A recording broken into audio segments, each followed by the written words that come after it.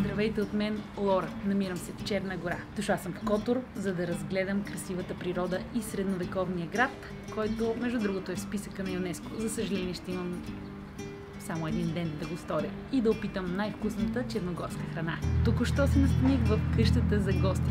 Гледката е направо изумителна. Вижда се водата, вижда се планината. Толкова е приказно, но излизам навън към Стария град.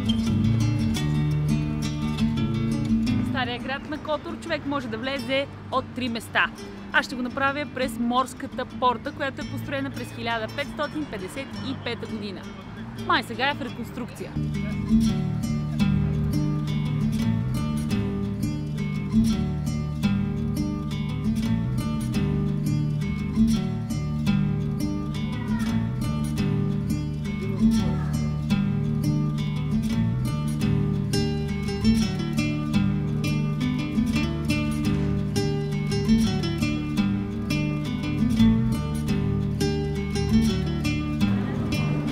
По-хубаво от това човек да дойде в Стария Котор и да се загуби в лабиринта от тесни, криволичещи улички.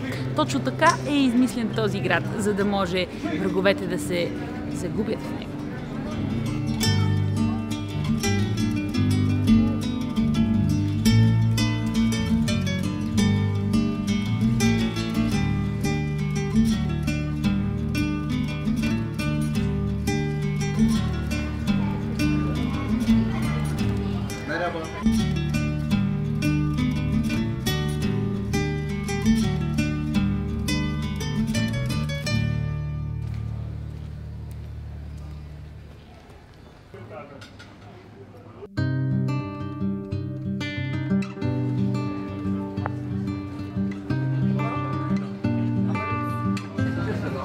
Моята кратка вечерна разходка и Стария Котор приключи и една уличка незнайно как ме доведе до това местенце, този ресторант. Повечето заведения тук предлагат италианска храна, пица, паста и морски дарове, което хич не е очудващо. Що има много в София? Нищо много няма. Така и под нас в Сърбия. Малко просеко за начало на вечеря. Не е зле. Не е черногорско, италианско. Добро е. Миди бузара. Бузара? Да, бузара. Лабузара. Лабузара. Лабузара. С вино, лук. Вино, лук и все. И все? И още ли? И още има, да. Защо има? Аха. Да. Миди лабузара. С бяла бузара. Бузара всъщност е името на соса. Лук, вино, подправки и ако беше червения вариант, то тогава ще има и домати. Аз пия просеко и реших да няма домати. Ами, да е само с бяло вино, лук и подправки. Да видим. Много е добра ми. Супер прясна. Лука е формата на пюре. Сякаш е пасиран и добавен след това. Усеща се много деликатно. Сосът е плътен, направо плуват в него. Много, много пресни. Сякаш в билките има и копър, малко мащерка и те са смлени. Ето тук се виждат печенията. Изсушени и смлени. Сос. Прекрасен сос. Доволна съм. Мидите не бяха достатъчни за мен, гладната, така че поръчах и октопод на скара, който идва с картофи, които са сготвени с нещо зелено. Най-вероятно това е спанак. Да, спанак. Сега видя и октопода. Мирише на скара, опушен е леко. Много вкусен и крехък. С кафето приключи и тази приятна вечер. Отивам да спя и да се подготвя за утрешния ден, а той ще е изпълнен с нови предизвикателства.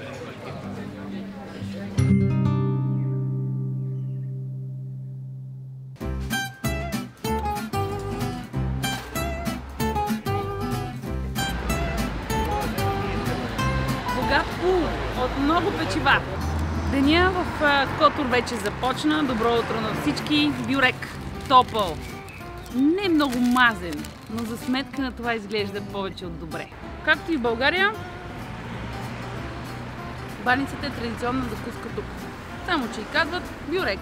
Честно не съм виждала нещо подобно. Първо изглеждаха пържени, а се оказват печени. Да видим. Много са хрупкави. Тези с кайма и лук. Мазни бомбички за изпът. Другите с сирене. Имам геврек и штрудел с вишни, който е много популярна закуска тук. И всичко това с кисело мляко. По-хубаво от това. Може би малко местно прошуто и сирене, да. След малко ще има. Отивам на специално място по този повод.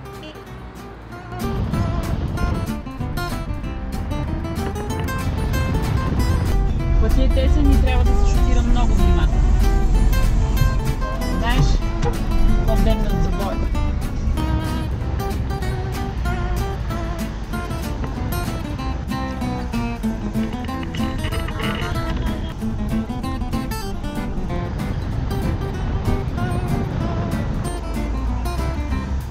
Тръгнала съм към село Негуши, където правят превъзходно прошуто. Сушено, пушено свинско. Има убийствени гледки. Как да не спре човек колата, да не направи някоя друга снимка и да не се любува на тази красота.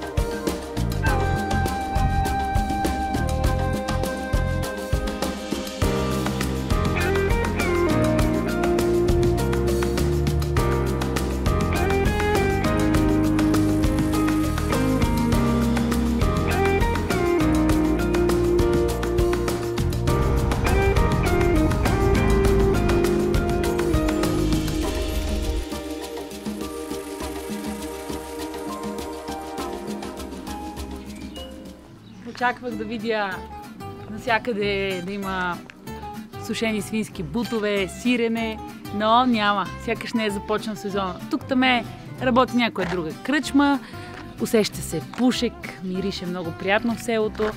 Явно трябва да посетя дома на някой местен производител.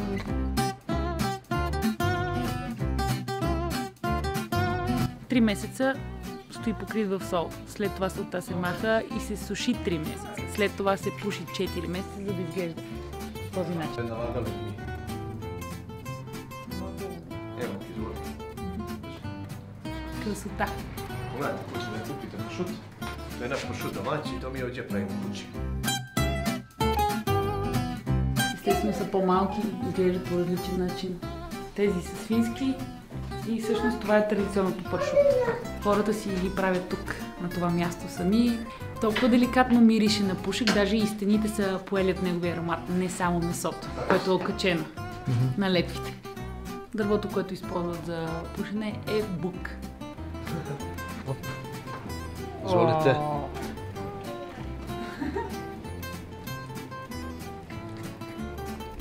Izvolite. Evo moki. Направо се разтапи в устата. Толкова деликатен аромат на пушека. Drži moki. Приятно осолено. Вкусно е, нали? Чести jaja. Ще взема един бут, който е 7-8 кг. Надявам се да издържи дългия път към дома. 8 евро е килограма. Ćemo ovaj pogledam ovako. Тежко! Окей. It's good? Maj. Толкова е вкусно. Of Знам, course. знам. It's the same. Перфектно. It's the same. It's the same. Here you taste.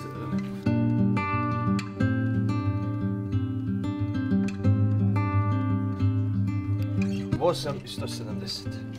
65 евро е целият бут и 30 и няколко цента, на тях кой ги брои човек, и сирене. Това сирене също се произвежда тук от краве мляко, доста е твърдо, не е пушено, 8 евро е парчето, вакуумирано. Да.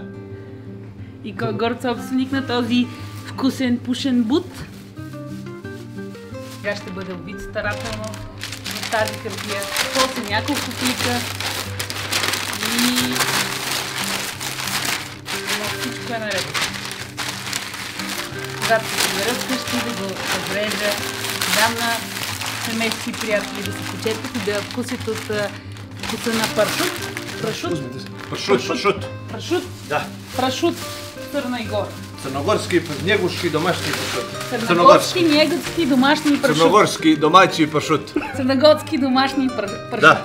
Почти го казах както трябва. И... Супер.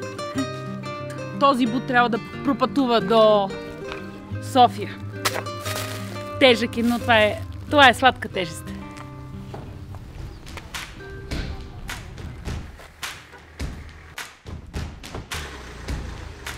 Хайде!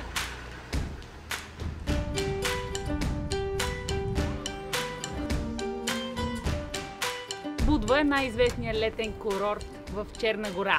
Лятото тук гъмжи от туристи, които се препичат на слънце, възползват се от нощния живот, защото е пълно с барове, с дискотеки, с ресторанти, доста е и застроено, което хич не ми харесва. Стария град може да бъде обходен за час-два, освен ако не решите да седнете в някое кафе или да хапнете в някой ресторант.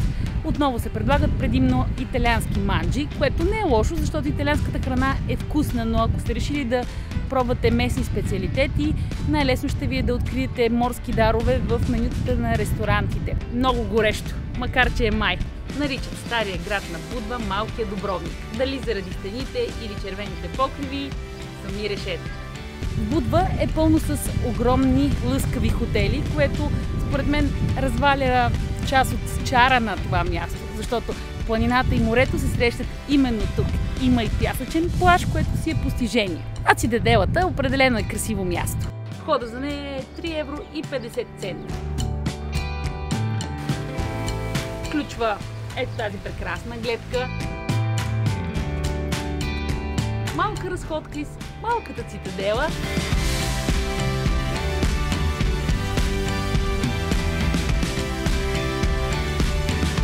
и музей.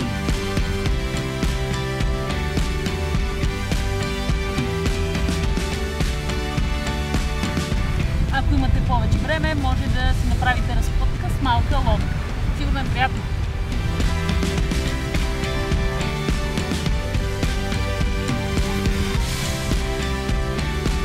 Много котки има в Черна гора. Много котки. На всеки ъгъл.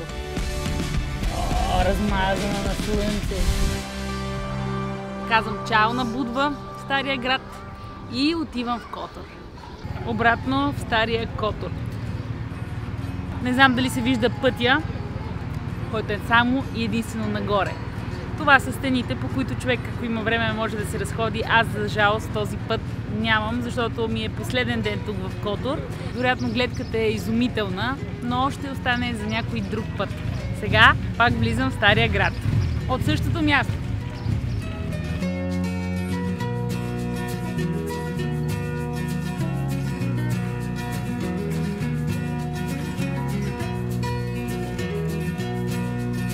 Аз обичам ушанки.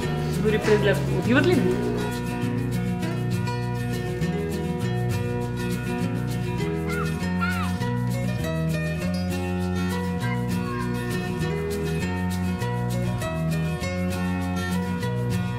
Часът е 7 без 15. Стария град Котор. Няма много хора, ма е време за коктейл или бира. Не съм пила черногорска бира до сега. На здраве!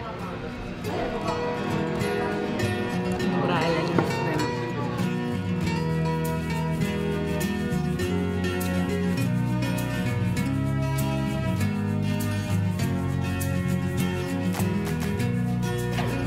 Зад мен е най-сниманата сграда в Стария Котор. Катедралата на Свети Трифон. Забележителна е. Това е и най-големия площад в Стария Котор. Наоколо е пълно с прекрасни малки ресторанчета. След малко ще дойде време за вечеря и аз трябва да открия някое добро ресторанче.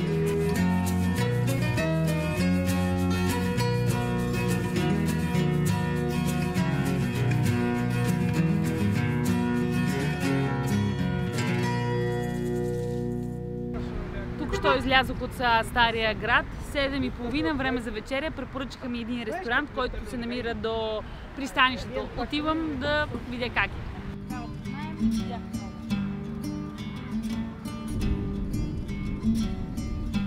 Има няколко свободни маси, което е добре.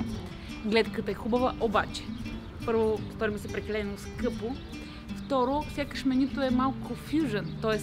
хем е черногорско, предлагат всички неща като останалите заведения, но хем има и малко микс Азия и така. Затова надолу харесах едно приятно ресторанче. Мисля, в него да седна да вечерям. Тук менюто ми се струва по-традиционно, цените са по-умерени като за туристическо място, каквото е Котор, така че сядам тук. Тъмно, нали? Сега става светло. Много храна поръчах. Много. Да видим. Въобще пираща и голямо. Менюто обаче започва с чаша добре охладено шардоне. Тъмнина. Много приятно мирише супата.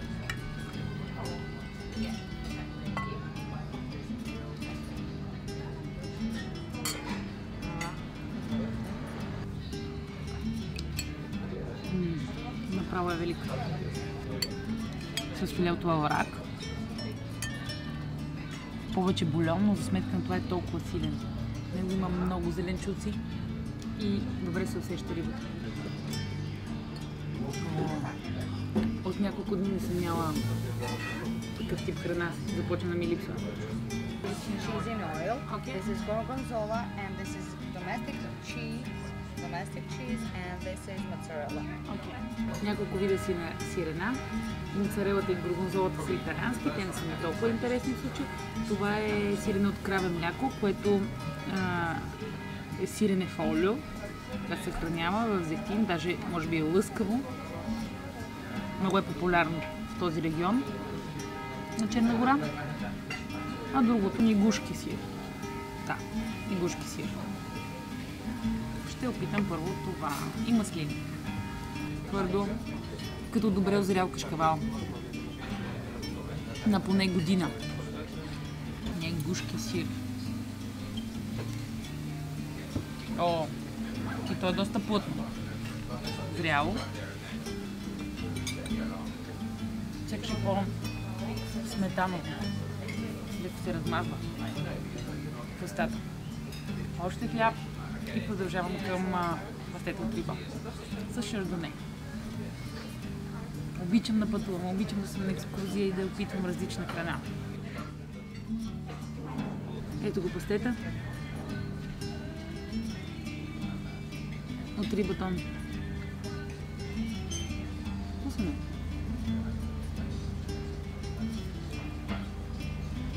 Кисело леко. Рибата се усеща много деликатно.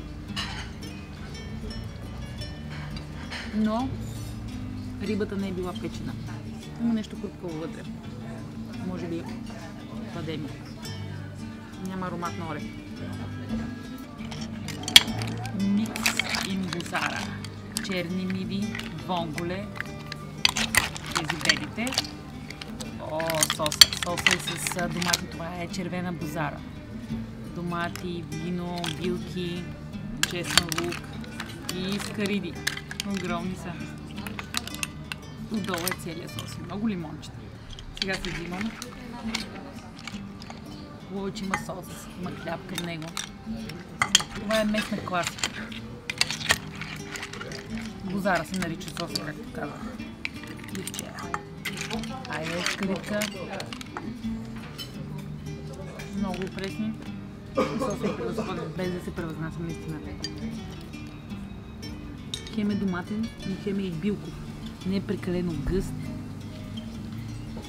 Има много подправки. И девисил, и магланос, и толкова чист морски вкус. Прекрасно. Добре, че оставих малко хляб за сос. Не знам дали правят така черногорците, но аз да. Вкусно е. Котор е прекрасно място.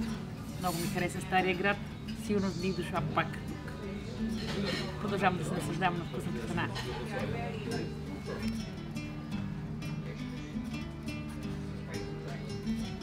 Дойде време за десерт. Тук в Черна гора няколко са популярните десерти. Може би навсякъде има палачинки и кремпита. Обожавам кремпита. В много държави на Балканите има кремпита, у нас също. Тази не е направена с бутер тесто, ами с точени кори. Превъзходен семпъл десерт е кремпита. Въобще в Черна гора не попаднах на някаква лоша храна. Тук моето приключение в Монтенегро, Църна гора или Черна гора приключи. Утре стягам багажа и се връщам в любимата София. Дано видеото ви е харесало. Чао и до нови срещи!